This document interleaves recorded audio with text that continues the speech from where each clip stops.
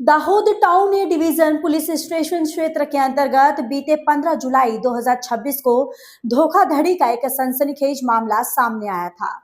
Godhra road पर स्थित the landmark building की दूसरी मंजिल पर हॉल नंबर 3 में आरोपियों ने उत्कर्ष स्मॉल फाइनेंस बैंक का फर्जी सेटअप तैयार किया था। आरोपियों ने एक सराफा व्यापारी को ये झांसा दिया कि उन्हें रथ यात्रा में दान करने के लिए सोने के बिस्कुट चाहिए। व्यापारी का विश्वास जीतकर उन्होंने 24 कैरेट के कुल 200 ग्राम सोने के बिस्किट मंगवाए। व्यापारी को द लैंडमार्क बिल्डिंग स्थित अपने फर्जी बैंक ऑफिस में बुलाकर पैसे देने के बहाने नजर बचाकर आरोपी दूसरे दरवाजे से सोने के बिस्कुट लेकर फरार हो गए। तीनों आरोपियों को धर दबोचा। आरोपियों की तलाशी लेने पर व्यापारी से ठगे गए सोने के सभी बिस्कुट बरामद कर लिए गए। ઓફિસે બોલાવે છે ત્યાં 200 ગ્રામ સોનું વેપારી છે એ આરોપીને હેન્ડઓવર કરે છે અને પછી આરોપી છે એ લોકરમાંથી પૈસા આપવાની એમને ભરોસો ઝાંસો આપી અને પાછલા દરવાજેથી રવાના થઈ જાય છે।